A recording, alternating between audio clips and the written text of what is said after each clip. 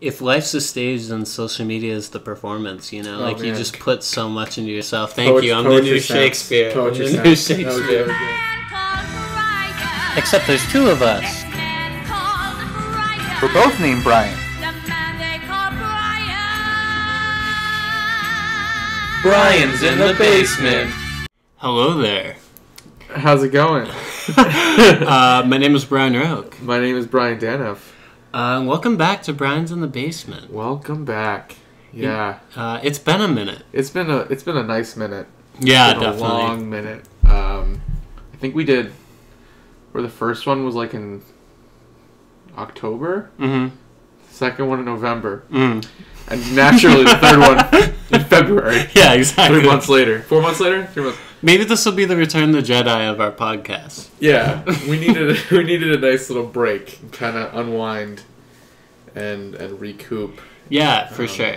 You'd think that because we live 2 feet away from each other, that we would be able to do these more often. You but know, it's just... I mean, it's like, you know how many times we said, like, if we recorded the amount of times we said we were going to record, we would have had 50 episodes. Yeah, we would have had like 3 seasons. Because we always do this thing where it's like, oh, we're going to do it. Oh, great. Never mind. Tomorrow. Or next week. Or the week after that. And then it never happens. Hey, but tonight we sat down. We did it. We're currently doing it. We just started. Yeah. We haven't done anything yet. It's been a great episode, guys. 45 seconds. Yeah. But yeah, it's good to be back. Yeah. A lot has changed. You know, since we last talked to you, the Patriots won the Super Bowl again. So, just kidding. That's not really anything new. Yeah. I don't know. I mean, hey, the thing about the Patriots for me is that I'm a Rhode Islander. I have to root for the Patriots. You know, there are no other teams that I would really be able to root for. It's, yeah. Because Rhode Island is so small, and they're so close to Massachusetts that it's like we have to be a part of something. And if the Patriots are allowing us to be a part of their fan base, we're going to do it. I just don't understand New England. Like, first of all, I used to think it was a city. Like, I thought New England was a city until I was like 10 or 11. Because being from New York, I didn't realize it was a collection of states. And I was like, wait, if you have like the Boston Red Sox, the Boston Celtics, the Boston Bruins, and the New England Patriots, I was like, well, okay, so they play in Massachusetts, they just don't play in Boston, so I guess they play in New England. Yeah. So, and then I realized, yeah, I think I might have been a little older than that, 12, 13, and I was like, oh, New England's actually a collection of these states, and for some reason Connecticut's included, even though it's like literally right next to New York. Right. It's like every, like, no love to Maine. New York should be, I don't know. It shouldn't be, I'm happy it's not, but it's like, New York could be included. It's right next to all the New England states. Absolutely could be. I feel like it's about the size of New England. It's bigger than New England. Yeah. But New York has like 2 different football teams. They have like, they have just a bunch of teams in general. They got the Rangers. They got just a bunch of teams. But New England, not a lot of love for New England.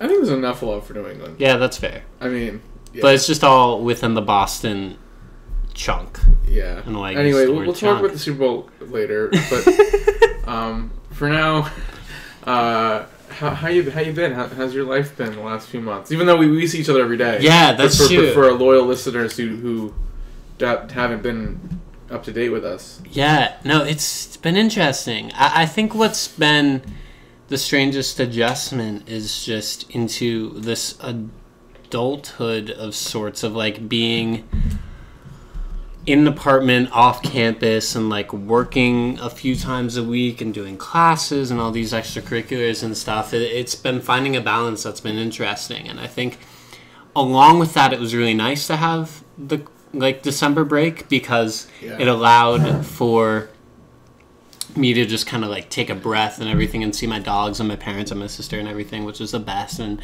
so just being able to go home and sort of like realize that like, okay, what I'm doing out here is for the purpose of like furthering my career, and that at some point I can get to a place where I can like have those moments too. So it was, it's been cool. And just this semester, 2019's been weird. It's so strange. Yeah, it has. And I still don't think it's 2019. 2019 just doesn't roll off the tongue like any other year in the past. Like, right. It's just such a weird year all in all so far for me, at least. But not a bad year, just like a very strange year. Yeah. And with Valentine's Day coming up, that's all I had to say about that. But yeah, it is coming up. Yeah, it is coming up. And it means nothing to both of us. Yeah, but I mean, we're trying our best. Living our lives. Yeah, no, it's weird because like I always have this whole like, even though like I never really commit to resolutions. I've never really done that, but I do try to make New Year's Day, like January 1st, like a turning point. I like putting the last year behind me, but like I don't know. But what happens every year is like I'll blink and it'll be January 15th, and they're like, oh well, never mind. I haven't done anything differently. This year feels like last year, and I don't know. I mean, it's only February 9th, so the year's still just started. Right. But I feel like it's like if you don't do anything, if you don't change wherever you want to change within those first 2 weeks of like January, I feel like it's almost like it's a lost cause. Yeah, that's the thing. And again, I'm not saying anything specific. I didn't have any specific resolutions, but I was just like, I just want to do this differently or this, and then I'm just like, well, I'm just kind of continuing the same stuff I did in 2018. But I don't know. I don't know. But I mean, I had a good break too. I had a nice long break, but now it's been a month since that break, so we're kind of just in the thick of the semester now. Probably coming up on, probably a couple weeks away from midterms? Yeah. I mean, and spring break. The spring semester always just seems so much quicker. Yeah. And it's funny because I mean, it's not funny. It's just the spring semester flies by. The fall semester, I feel like, is always one that's like a grind to get through. Yeah. But this is like, it's like you get back, and then before you know it, it's April, and it's like, wow, this is it. It's over. Yeah, it's insane. Like today, it's what, February 9th? Yeah. Yeah, and I came back here like the 5th or the 6th. So January. January, and so it's been over a month being back after break, and it feels like it was yesterday, but also a year ago that break happened. It's just like this purgatory of time. It's so strange. Yeah, and it's like, again, we're getting even closer now to. I keep doing. I've done this like percentage thing in my head where it's like after the semester I'll be 75% done with college. Yeah, like I'll have 1/4 left. I've done the bulk of my college. Like college is wrapping up, and it's funny because, and again, I was thinking about this earlier. Talked about it with you a couple weeks ago. It's like we feel like we've been you feel like every semester is almost a year. Yeah. Definitely. But then it's like in hindsight, we are coming up on just 3 years of like meeting each other. Right. So it's like it's just crazy how college kind of it doesn't time doesn't feel real. Yeah. It doesn't feel linear, but it's like, really, I've only been friends with you and everyone else for like 2 years. Like it doesn't feel like that at all. And it's like and you think of college as 4 years, and it's like it really isn't, because you think of, first of all, the 3-month breaks every summer, the month-long break in December. You graduate 4 or 5 months earlier than when you started college. Yeah. May definitely. Instead of September. It's like college is not 4 years. Everyone advertises the best 4 years of your life. Like, I've had a number of really good 3 to 4 month stretches. Yeah. There's always something interrupted by it, and I don't know.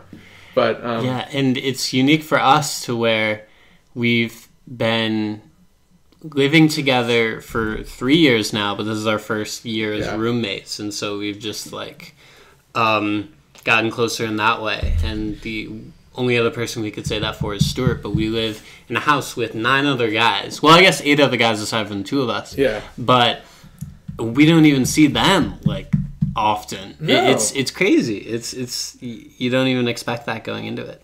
Yeah, it's funny because whenever someone asks me like, "Oh, who do you live with?" I'm like, "Oh, Brian Rogue," and then I try to explain to them like, actually like 8 other guys, and they instantly think like they go in one apartment. Yeah. Like they go, "Oh."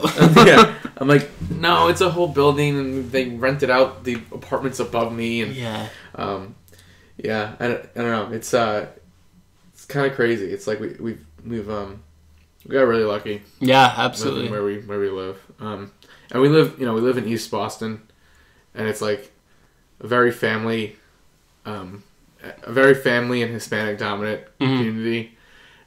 Like middle class, lower middle class, and then you just have like these like white college kids living here. I feel so like, bad. Yeah. And it's like I'm so sorry, but I need a place to live. Yeah. And Emerson kicked us off campus. So yeah.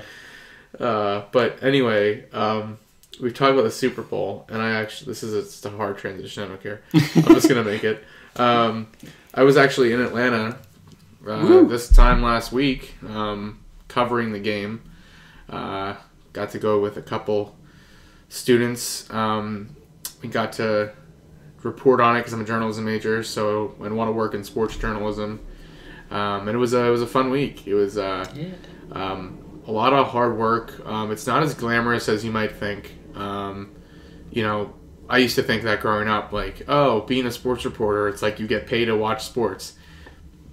And while that's part of it, like a lot of it is doing hard work, like on the ground, like hustling to get the right interview and hustling to get places first. Because a lot of it is a lot of your time as a sports writer is like interviews and press conferences, and it's like you need to get in. If you don't get like that front row seat at the press conference, or if you're not that first camera with that first microphone in the player's face, like if you're all the way in the back, you're never going to get a question at Tom Brady. Yeah. You're never going to get a question at Bill Belichick. Like, it's all about like being timely and being prepared. And like I learned that on this trip. Not necessarily the hard way. We were really prepared, and we talked to a lot of players. But it's funny when you start to realize like, oh, like the career that you wanted, it's not all fun and games. It's like it's a lot of hard work. That's just the bottom line with any profession. But it's just funny seeing that up close and personal, and seeing reporters and broadcasters that I've grown up watching, right alongside them, watching them stress out and worry about their assignments and all that stuff. And it was just really interesting to see. What was like the most rewarding part for you about the whole thing? I know there's probably a bunch, but honestly, it's gonna sound like cheesy, but just being able to be there was like so cool, because I just said it was hard work, but it still is fun, and like it still is like a dream come true, because I remember like 6-7 years ago, I remember I posted a status on Facebook the week before the Super Bowl, and I think it's either deleted or I can't find it. It was something along the lines of like, man, I wish I didn't have to go to school tomorrow, and I wish I could just get on a plane and go cover the Super Bowl. And I've done that, and I did that this year, and I did it last year. So I've covered 2 Super Bowls before I even graduated college, and like so few people. I don't know. I think I'm one of the, like, most other student journalists can say that, right? And I'm grateful for the opportunity for Emerson College and all that stuff, but to just be in that setting and just like see people that you admire and see professionals and how they work, I think that's like the best possible exposure you can have, because you can be taught, you can only be taught so much in a classroom. You have to go out and do it. And that's something that I've really tried to focus on, because I know that like you won't get good at what you do by just absorbing what your professor tells you in a classroom. You have to go out and work on your skills. You have to go out and see how other people do what you want to do. And the best part too is when you see like, oh, I'm doing the same things this ESPN guy is doing, and when you know you're working at that same level, and you're doing similar work, it's like, wow, I can really do this. Yeah. So I'm really like, I'm feeling good, because I know that like, I belong there. Like maybe not, I won't be back there for a little while, but I know that if I get back to that point, I know what to expect. Yeah, absolutely. Yeah. And even just the fact that you've been like basically reporting like on sports journalism since you were like a kid, like on a YouTube channel. I feel like you just inherently knew that that's what you wanted to do, even if you didn't know right away, because you were just like making those videos and just know everything about the Yankees even since you were like 10 years old. Yeah, I mean, it was just like, I just knew, really it just was a sense of me realizing early on that, oh, I'm really bad at playing sports. But I love sports too much, so I need to stay in it somehow. Like, that was really my mindset. I was like, if I can't play for the Yankees, I want to write about them. I want to I want to watch them every day. And yeah, and it's crazy because you're getting to that point, both of us, like, we're getting close to graduation, and it's like, what, am I actually going to do this for a career? And I'm sure you're feeling the same way, but like, I'm really lucky because I do know what I want to do. And I know there's people who go to Emerson, there's people who around the country in college at this point, there's people who graduate college and know what they want to do. Yeah. And it definitely helps me sleep at night, and it helps me go through the day-to-day life knowing like I have this end goal in mind. I have this like vision of what I want my life to be. Yeah. So I don't know. That's awesome though. Yeah. That's really good. Yeah. I think that's what's so crazy about college in general, is to where in a lot of ways you're just kind of thrown in there. Like, at least for me, it was the first time I was living without my parents, and it was like first time being in a big city, so to speak, and it was just a way for me to grow up really quickly. And I knew that like when I was 6 or 7 years old, I just loved performing and every single aspect of it, like in stage managing in theater and directing theater and all this. And then in like my junior-ish year of high school, I had this mindset that I was just going to take a gap year and like fly out to LA and just like do the thing and like audition for stuff. And I just had like this huge mindset about it. And then I heard about the comedic arts program at Emerson, and in pretty much all of my performances and all the shows I've been in, I was usually like the comedic like sidekick and everything. And I remember the first show I got a lead in, I was like 11, and we did Aladdin, and I was just like so blown away by Robin Williams' Genie. And so I just studied it so much, and I like practiced the songs like all the time, and then I got into the audition and I like got the part Genie, and from then I was like, oh, if you do the work and you like practice it beforehand, then like you can get the part that you want. And that's kind of how I just started doing shows. I would like research and do all these things about all these parts, and then I was like, oh, I'm like doing well and I'm getting better at the same time. And so then when I got into the comedic arts program at Emerson, I knew that they had the LA program, and I was like, oh, that's kind of the best of both worlds, because I still have that college behind me. Like this plane right now, I'm going to be flying to LA soon. And yeah, we live by Logan Airport. Yeah. So that's an airplane flying overhead. But yeah, it's a hard thing to wrap my head around, because I think in both of our fields, it's hard to have a set schedule in like, and it's almost impossible to have a 9 to 5. Oh yeah. And not that like, I don't know, not that that's necessarily a bad thing, but I think consistency is important, but it's also cool to kind of like branch outside of that as well. Yeah. So yeah. I will do everything in my power to not work a 9 to 5 job. Yeah, me too. Because I mean, and people do it, and that's life, but having that set schedule where you're working to make someone else richer, and you're sitting at a desk and you're not doing, or you're doing, to do that as a career, like that just does not. I'll do anything. It doesn't have to be sports journalism. I'll do anything before I sit down at a desk and punch in at 9 o'clock and clock out at 5. Yeah. Like, because it just goes back to like, if you love what you do, you'll never work a day in your life.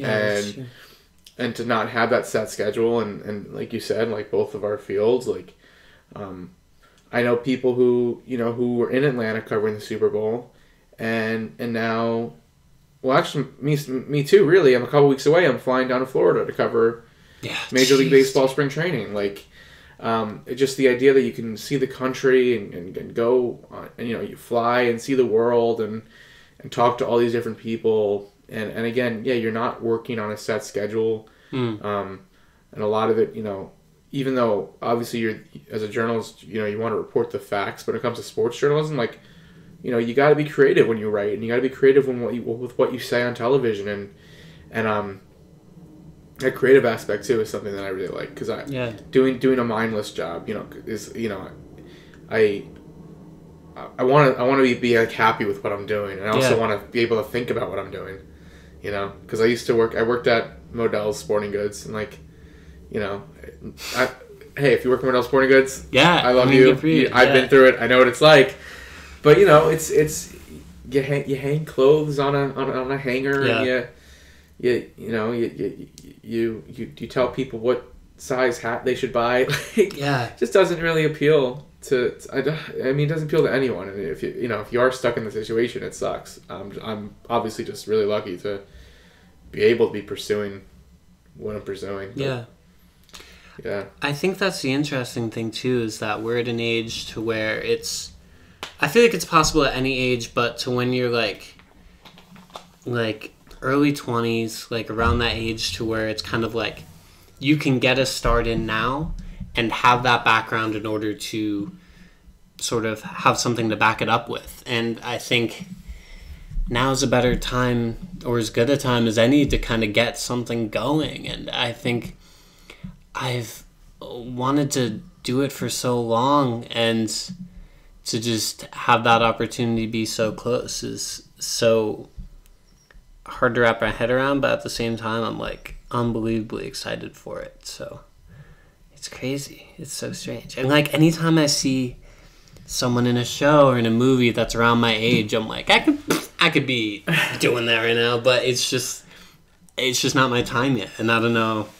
I feel like I'll know whenever it hits me, whether it be just like I'll be randomly doing stand-up somewhere and something will happen, or I'll be at a mall and some guy will come up to me and be like, hey, you want to be famous? And I'll be like, yeah. And that's not what's bad either. I just like have always loved making people happy. Like I wore a bow tie to school every day. I went to like this Catholic school where you had to wear a uniform, and I wore a bow tie to school every day because I just thought it was funny and it was dumb, and I thought that it would make people smile whenever they saw me. And then I wrote my college essay on it, and that's what got me here. So it's weird just how all the puzzle pieces just fit together, and I'm waiting for the puzzle to be completed, but we'll see when that is. Yeah. Anyway. Enough about us. Yeah. So earlier tonight, we actually, Brian and I, wined and dined on some kids' cuisine. This is not an ad for kids' cuisine. It was just a matter of, we were going food shopping and we saw kids' cuisine, and we were like, oh, we haven't had that in years. And we figured, why not have it? It was really pretty bad. Yeah, terrible. But there was SpongeBob on the box, and there was SpongeBob shaped chicken fingers. Right, those were great. Those were pretty good. I think what's the strangest thing about memory to me is how smell is such a strong memory booster for me, at least. Like when I smelled that kids' cuisine you pulled out of the microwave, I was freaking back in my couch when I was 9 years old. Right? It was so crazy. Yeah, that's me too. Like there's certain things that I like. When you smell something, you're like, wait, that smells like this thing that I remember doing when I was like 10, or this place I was at when I was 12. Like, yeah, it's weird how it works like that. One of my favorite smells is like walking into a garage or like a Home Depot or a Lowe's. Yeah, like those are some of the best things. And I can't even tell you what the smell is. It's like not gasoline, but it's kind of like an offshoot of gasoline. It's like, but man, it's like so interesting what your mind associates smells with. Yeah. I mean, that wasn't the point of this segment. No, you're absolutely right. I was actually trying to use. what I was trying to do is use the SpongeBob kids' cuisine as a jumping off point, as its own segue to the Super Bowl halftime show. Oh, because it was so bad. Now listen, I was a Patriots fan for a while, and I'm kind of like a Patriots acceptor. Like when they win, I'm like, yeah, like good for them. And It's cool for the city of Boston. I don't necessarily believe in a lot of the things that some of the players may believe in. However, I am from that area, so I am associated with them. But the game itself was rough, and the halftime show was rough. So all in all, the outcome might have been cool for Boston, but the actual game itself was a little lackluster. I just still can't, like... the halftime show is what I'm the most mad about. I know, it was just... And I'm a Maroon 5 fan, at least, like, mid-2000s Maroon 5. And She Will Be Loved is, like, ingrained in my memory. It's just one of my older favorite songs. And I joked that they were going to play that, and I was like, oh, I guess it makes sense for them to play that. But it's just, like, in the context in which they did it. And then... It's not even so much Maroon 5. It's the SpongeBob thing. Yeah. It's the SpongeBob thing is what really bothers me, because... Again, like, there was, I've heard people say, like, well, look, did you really expect them to play the whole song, or, and it's like, well, no, I really genuinely, like, I didn't have a lot of expectations, but when you tease it... Yeah, they teased it so much. It's like, when they, if you're gonna do it, do it. Yeah. That's my opinion. Don't half-ass it. I don't like people who half-ass anything. Like, and so, like, if if they were going to do it, they should have gone all in. And if they weren't going to do it, just don't do it. Because, like, I don't think it's that big of a deal. I don't think it was, like, disrespectful. But, the meaning behind it was not to watch SpongeBob in the halftime show. Right. It was not about SpongeBob. It was a nice tribute that gained steam on an online petition. I think it was with change.org or something. To, like, honor Steven Hillenburg. Right. Who died of cancer, the creator of SpongeBob, or not cancer, sorry, ALS. And just like, I don't know, like it just, like, I think what happened was whoever was planning the halftime show at the NFL, they must have thought, this was my theory, they didn't realize it was like a tribute for something deeper. Yeah. I think they just thought, oh, it was Sweet Victory, it's this like funny song from SpongeBob, and it's like, no, that's not what we were going for. And I don't know who to blame is. I guess Maroon 5 is kind of at the forefront of it right now, but at the same time, it's like people are talking about it because it was bad, and that the way they included SpongeBob was just so stupid. But people would have been talking about it if it was great. So if they had made it great, they would have still been getting all this press. Right. I mean, I guess people are still talking about it, but that's what's interesting about the media is just, in general, like, no press is bad press, but with this, it's like, come on. Like, it was so easy. They were like, play Sweet Victory, and that's all they had to do. That's all they had to do, and they didn't do it. And they teased it twice with the whole SpongeBob thing, and then it turned into Sicko Mode, which was like the worst joke in the entire world. I literally said that. I literally predicted it. I'm like, watch them do something stupid where they like do SpongeBob and then it goes into Sicko Mode, and they actually did it. Yeah. And like, they listen. I don't know. It's funny though. The halftime show is such a thing where it's like, no, I'm sorry, like the most legendary ones we remember, but it's kind of a yearly thing where everyone has these strong opinions on it either way. And then it kind of goes away and no one thinks about it ever again. Mm-hmm. Like, I feel like it's already old news, and I feel like in a couple weeks we won't even be thinking about it at all. Yeah. But, I don't know, it's just funny because, the whole country kind of watches the Super Bowl and the halftime show, so it's like everyone saw it, everyone has an opinion on it. It's one of those rare things because, like, the Super Bowl is, like, the only thing, I think. Like, I'm not being dead serious. Like, that, like, the entire country watches. Yeah. Like, what other, like, there's no other show. There's no speech a president can make. There's no, like, not everyone watches the State of the Union. Not everyone watches... It's on a Tuesday night. Like, right. Not everyone watches, like, a reality show. Not everyone watches, like, the same TV show. Yeah. And especially nowadays with Netflix, and, like, no one's watching the same show anymore. Yeah. It's the one night everyone kind of watches something. It's the only time we have a chance to, like, share something. Like, the whole country... Yeah. And like, no matter who you're around the next day, like, everyone watched it. Especially when being in New England, it's also easy. Oh, absolutely. But, like, yeah, I don't know. It's just, like, it's the one chance, it was such an easy chance to, like, get everyone talking about Maroon 5 or SpongeBob and... I mean, it's just consistently the highest rated program of the year. And I don't think anything would ever break that. And I think that's what separates the Super Bowl from just any entertainment thing. And that's what's kind of keeping TV on the ground in a lot of ways, is sports and like things that you can't necessarily throw on Netflix, because you can't just play a game and then put it on Netflix a couple months later. It's like people want to watch it live, because like people would be watching a game live, and so that's what's interesting. But, yeah. Another plane is about to fly overhead. So that's what you're gonna hear. But yeah, with the halftime show, I mean, I don't know. I think we've said all we can say about that. But there were some commercials that happened during the Super Bowl. That's true. That we can talk about. One of which was, it actually came on before the game started, which was for Avengers Endgame. Whew. And I am getting so excited for this movie. Dude. I'm like, what my mindset for these next, like, once we get to April, like, all these amazing movies come out. I mean, Captain Marvel comes out in March, but like, I'm just trying to like not even look at the dates. Like, I'm not trying to look at the calendar until it's April, because like it's too long. It still feels like so far away. But Avengers Endgame is like, it's just a couple months away, and like I'm just getting so excited for it. It looks so good. I don't know if you've seen this. A bunch. Like the first, like, it's only 30 seconds. I know.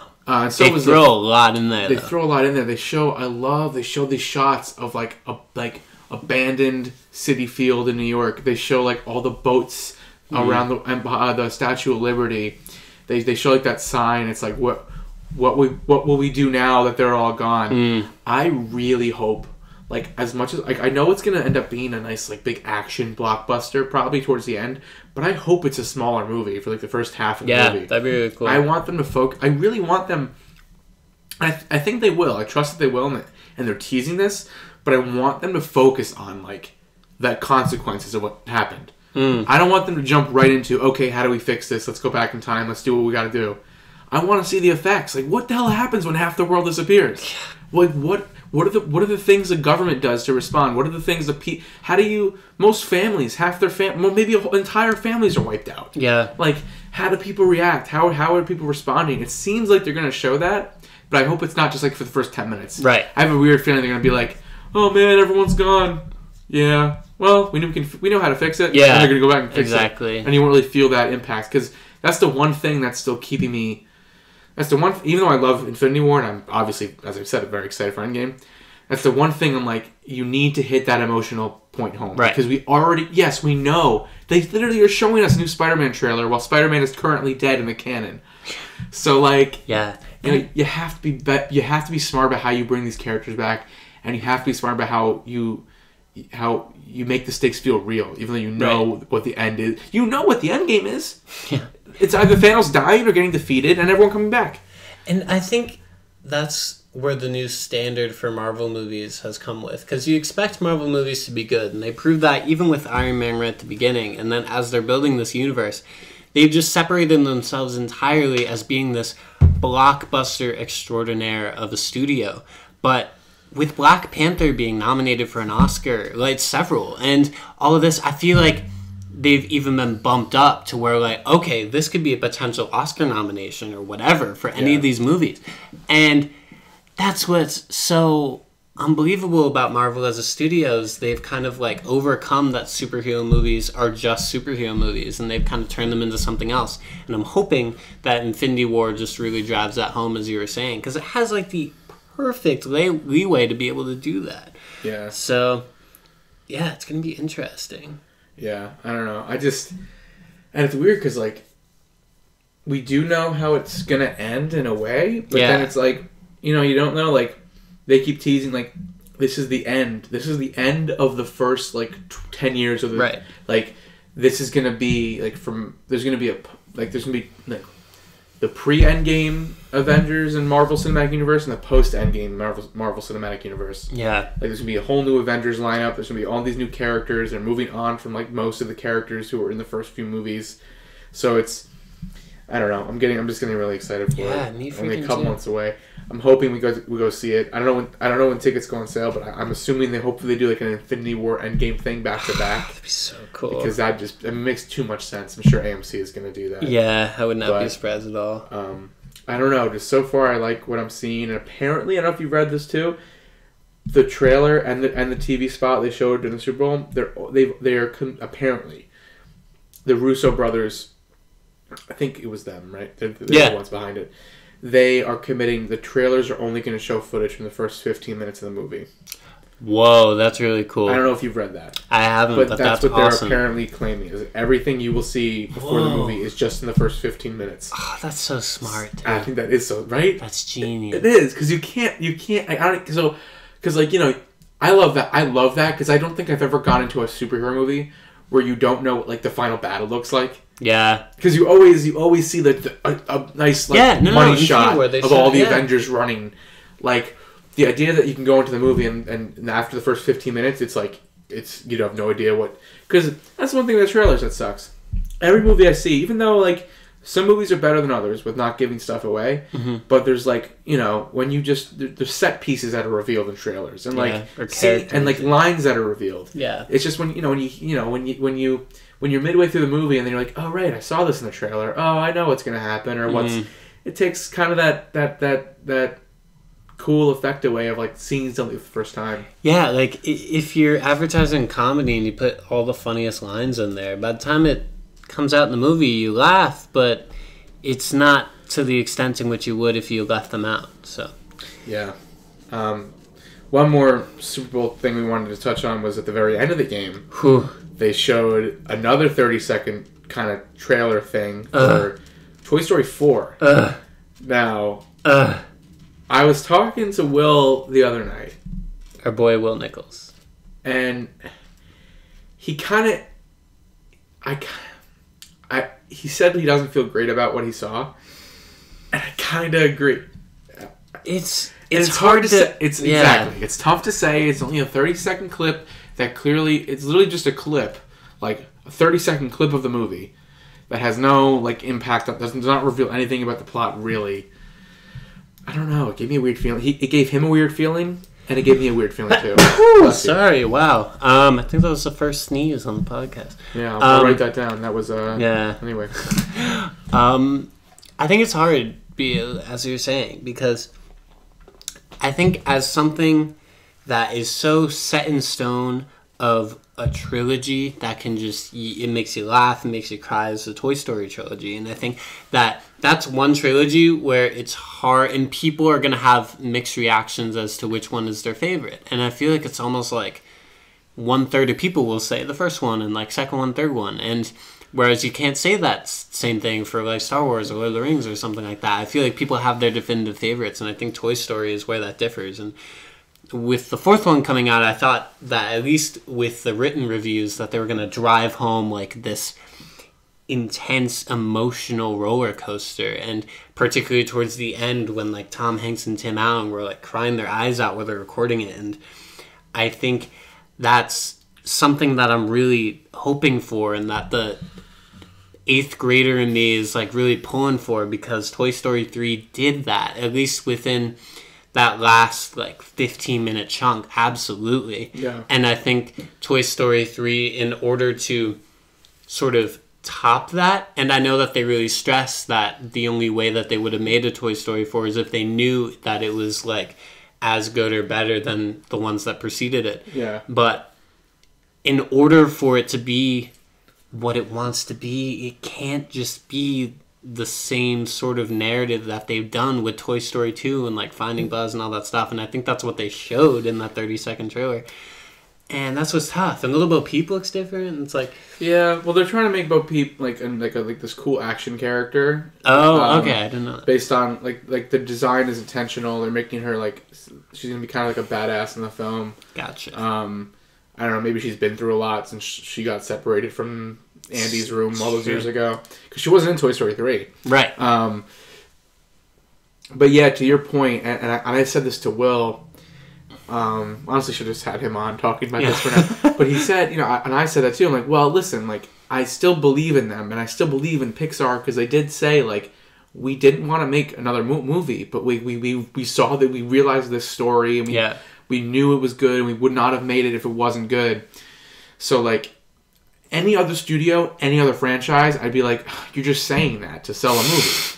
But I really do put my trust in them. Yeah. Like, I'm like, I believe you. I want to believe you, and I want you to know, like, I feel like there's no... I think this was going to happen regardless, but just, like, nothing specific about the clip... like, I can point to it. I have no actual negatives to what I've seen so far. Yeah. But it's just, like... It's just this weird feeling where it's like, I can't gauge what the movie's about. Not that it's a bad thing, but that I also, like... I want to know something about the movie. I'm going to have to see... They haven't even released a trailer. The first one in November was like a 50-second clip, just like a character showcase. Revealing Forky. Yeah. And then this one was another 30 seconds. So I do want to see, like, the actual trailer to understand and kind of get a gauge for the movie. But yeah, I'm still obviously so excited, and I do believe the movie's going to be good. But it's definitely one of those... I think it might be one of those few times where, like, you're sitting down in the movie theater, as excited as I'll be, I'll have just turned 21 when the movie comes out. Or it might be a day or two before I turn 21. I'll just be sitting down and be like, please be good. Please be good. Please. Like, you ever watch a movie where it's like you need it to be good? That was me for Homecoming, yeah. And you're just like, please don't be bad. Please don't be bad. I feel like that's how I'm going to end up watching Toy Story 4, which sucks. But I think that just speaks to how great the first three films are, and, like, it's a daunting task to make a fourth one that isn't connected to Andy, that is a sequel to such a clear end to a trilogy. Yeah, it's tough, man. But also it was just generally underwhelming. But it's not my it's my fault, because my expectation was it was going to be a trailer, and then it was just a 30-second clip from the movie. I thought you were going to say it was generally underwhelming, but it's not my fault. No, it is my fault, because I was expecting a full trailer. So when they only dropped a 30-second clip that gave you, like, nothing, I was like, well, that was a letdown. Also, because they didn't show it the whole game. They showed it at the very end of the game. The Patriots just won, and the first commercial break was that. Yeah. So I was like, come on, like... First, I'm pissed the Patriots won. Now you show me a lackluster Toy Story 4 TV spot.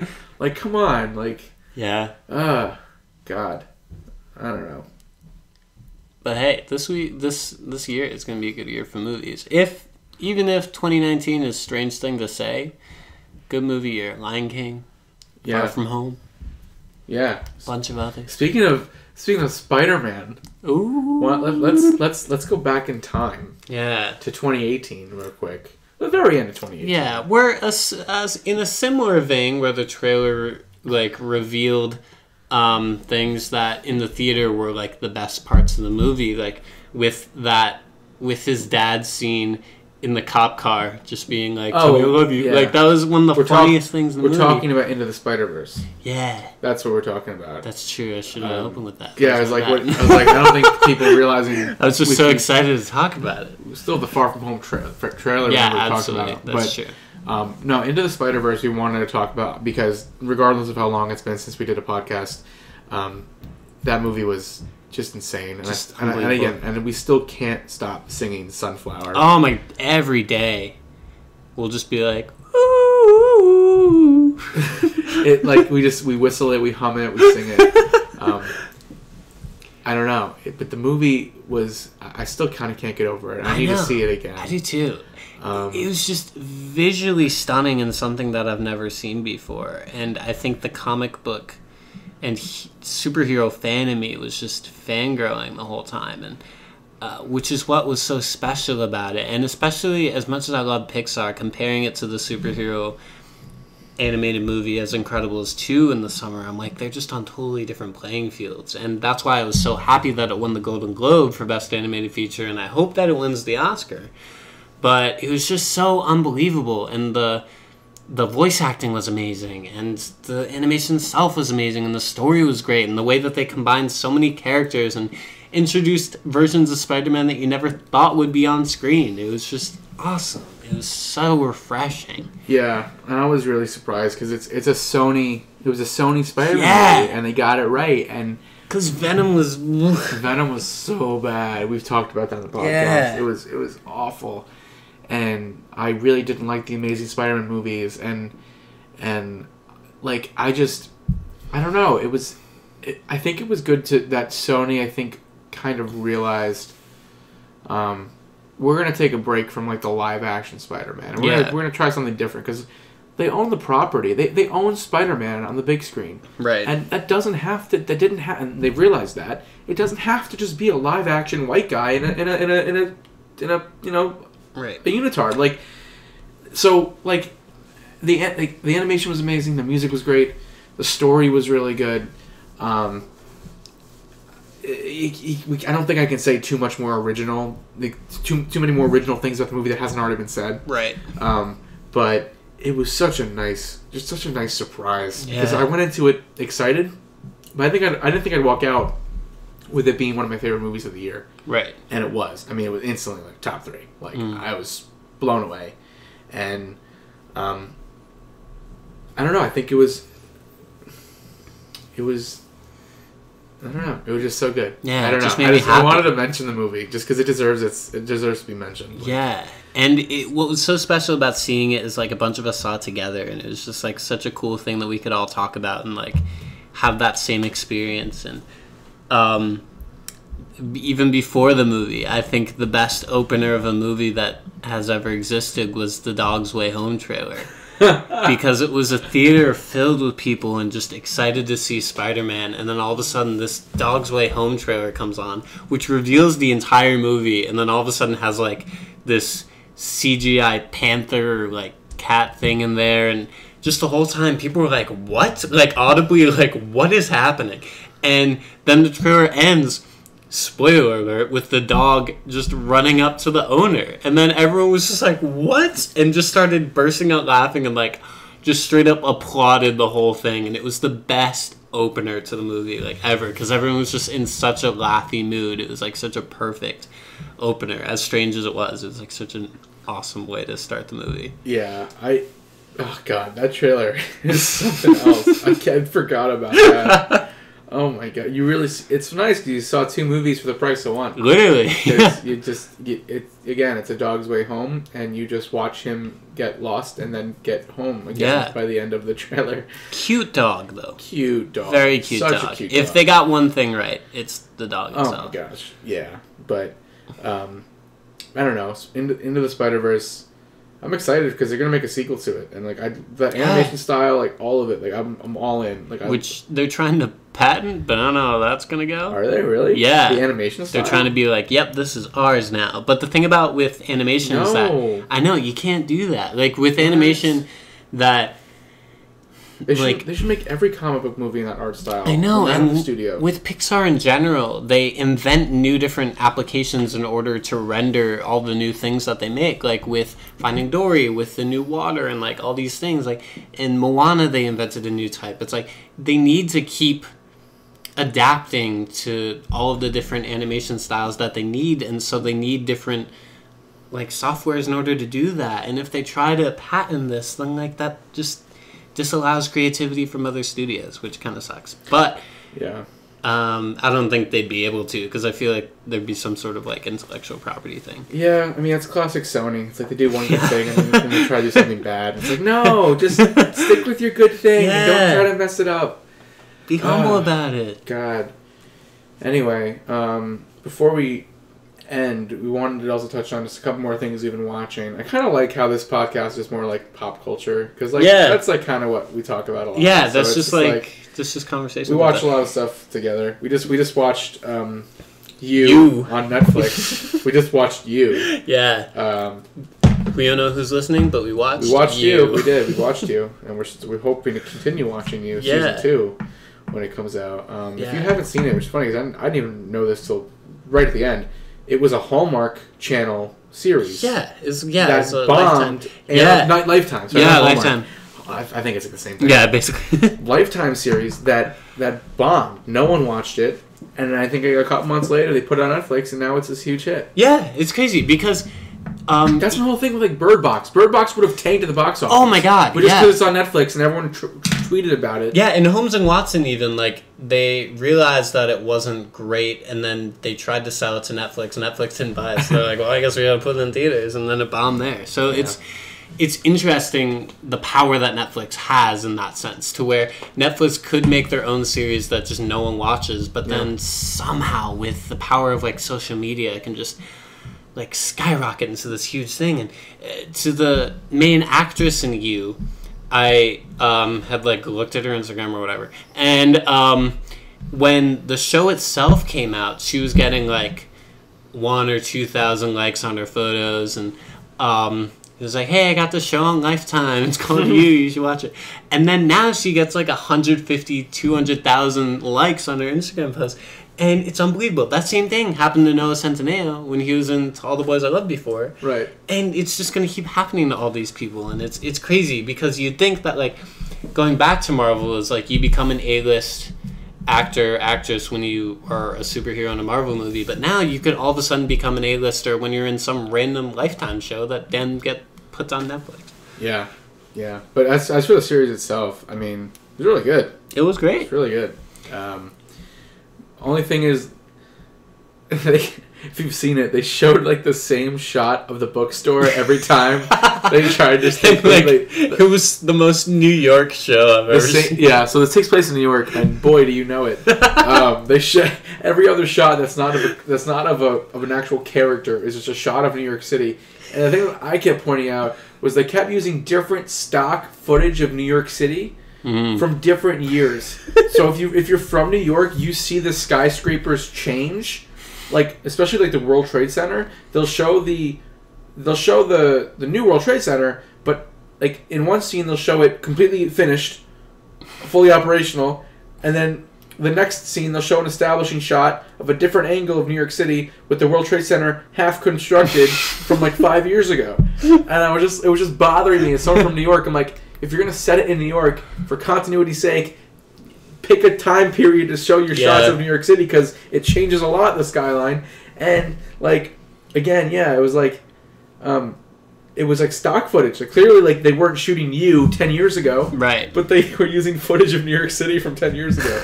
But as far as time period goes, it was probably one of the most modern, I don't know if you call it horror, but it was like romantic horror like shows that I've ever seen. And they used social media, and what was so cool and just so interesting about the show itself is that they made this main character like this person you're not supposed to root for, but because of the Penn Badgley's like charm and just everything about him and the way that he narrates the show, you kind of have to. And he's doing all these terrible things, but he's doing them with such a finesse that you're like, oh, that was kind of cool the way that he's hiding this and like doing all this shit.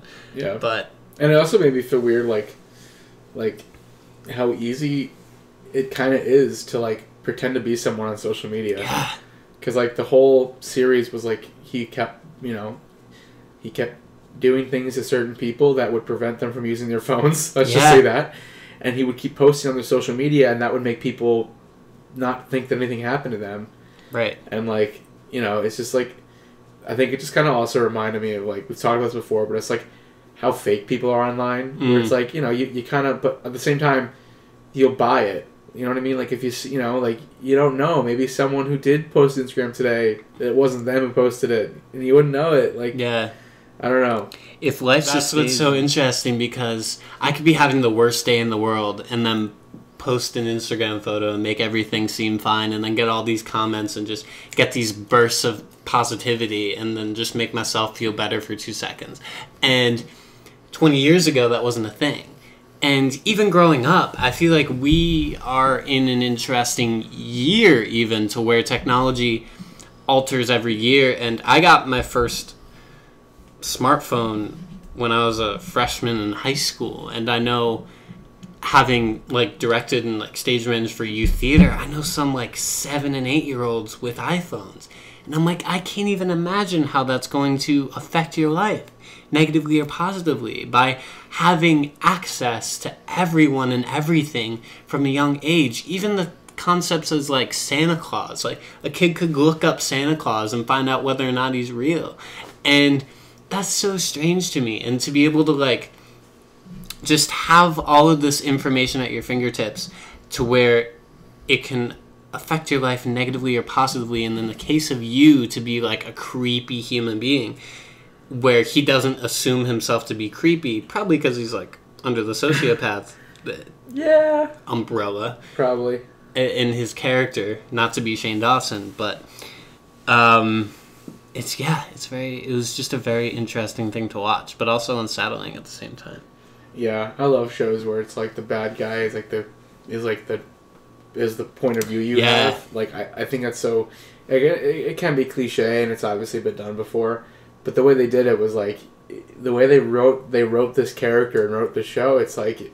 You want to like him so bad. I know. You want to like him so bad. And you kind of do. And then he like... Ugh. And then he does these things that are just like, oh, wow, I really shouldn't like you, but... I keep following you around, and I can't get away from you. And the people that don't like him, you don't like. And it's like, then you must like him, right? Right. And I think it also just, again, it's like a like lesson where it's like you never really know someone because, you think you know someone, you think they don't have these skeletons in their closet literally, but then it's like they do. You can go check mine. I swear there's none in there. You sure? Yeah, I'm pretty sure. I cleaned them out last week. I mean, there's maybe that skeleton is what created that puddle in your room. Maybe, yeah. My apartment randomly flooded. My bedroom. Sorry, just my bedroom.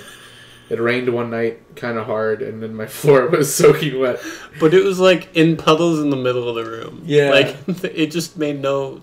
And there's like tile on my floor, so it was like, it just was like rising the water, and it was like I had a really bad day a couple weeks ago, and I got home to that. I was like, wow, why does everyone hate me? But it's fine. We figured it out. No, we didn't. But I put down towels, and it hasn't rained since. So we'll see what happens next time it rains. Yeah. Hey, you live and you learn. And you know what I learned? What'd you learn? A lot from sex education. Oh, wow. That was bad, but okay. Might as well finish up with sex education. Yeah. Yeah, that was also a really good show. It was great, and I think it was the more sophisticated Big Mouth. It was live action, more sophisticated Big Mouth. Yeah. And British. Yeah, and British. Yeah. No, that surprised me. That show came out of nowhere. Yeah, it really did. And it was like so high quality, and again, only one season, but I think there's going to be a season 2. The performances were so good. Yeah. Like, unbelievably good. And the main girl looks just like Margot Robbie, which blew my mind. Yeah. And it was Asa Butterfield, right? Yep. Who played the lead, former Spider-Man contender. Yeah, he was like top 3. I think he was like either him or Tom Holland. I think it came down to them. Yeah, too, if I'm pretty and sure. like some other dude, but yeah, it's crazy, and he's just like, he was unbelievable. He was like very good and his best friend, who I'm forgetting the name of, was like the standout of the show. Like, he was just so unbelievably talented and so good. Yeah, I think it's really. Not to like just like delve right into it, but like, I think it's cool. Like, I think it's obviously sex education, Big Mouth. Like, we watch retrospectively because we're not in their positions anymore. Right. But I think it's like good that there's more TV coming out about like what teenagers go through that are clearly written by very young people who have gone through what we've gone through and have gone through what they are going through. Because I think, up until like really, I mean, obviously there's been some shows that have tried to do this, but a lot of the shows that feature high school and middle school kids are like sitcoms that are family shows that are about the family and are written by old people, and the focus is on the adults and the parents. Yeah.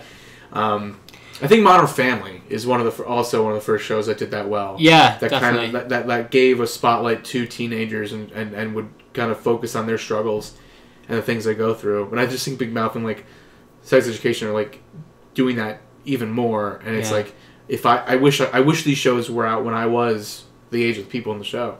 You know? Yeah, I just really appreciate how platforms like Netflix are normalizing normal. You know, like that. I feel like people hide behind the things that we grew up with and the things that we had to deal with, and it's not talked about often, and it's almost looked down upon when those subjects are brought up. And to normalize it in a way that makes it so easy to relate to was just really fascinating to watch, because you get put right back into your 13, 14-year-old self's shoes. Yeah.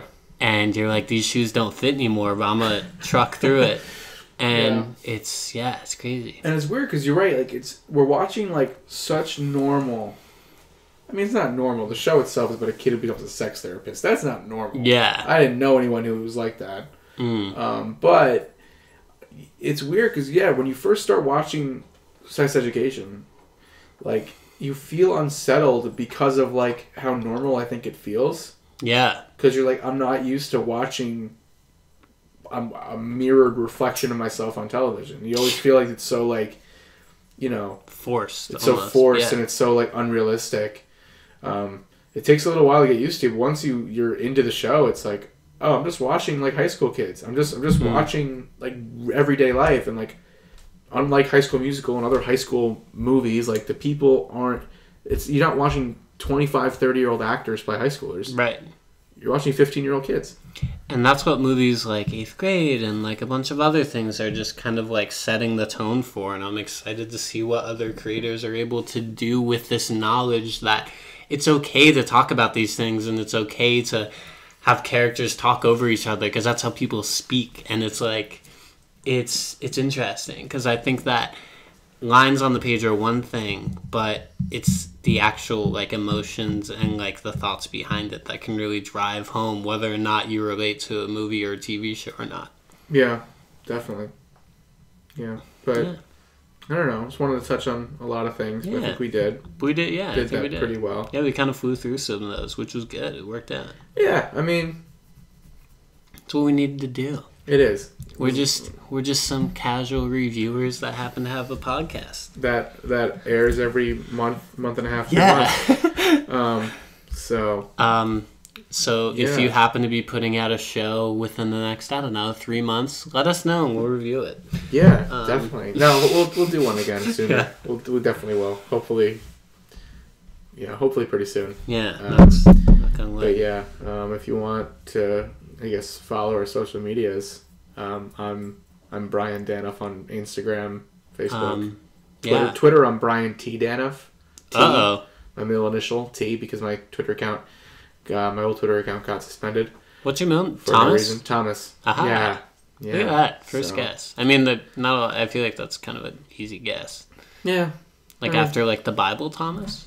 I know you're like half Jewish. But... No, yeah. It's after the Bible name, but also oh my God, I want to say someone in my family that my mind is blanking on. That's okay. Someone else in my family was named Thomas. If Thomas Danoff is listening, one of my grandfathers, maybe, or my great grandfather. Gotcha. I have to talk to my mom about that. But anyway, I'm at Brian Roque.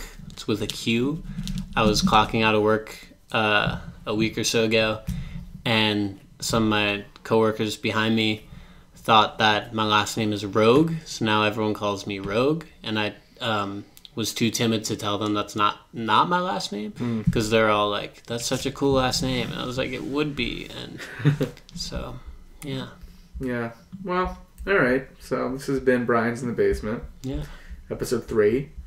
Stay tuned for episode 4 at some point in the near future, where we'll have graduated, so and we'll have had kids. And wives. And we'll be looking back at all this. Our kids will be doing this podcast. Yeah, we'll just hand it down to them. Yeah, we should name our kids the same thing. Oh my God. I'm honestly down to do that, though. I think we should talk about that later. We totally should. Okay. Thanks for listening, guys. I'm Brian Roke. I'm Brian Danoff. And this has been Brian's in the Basement. Oh my God. That's terrible.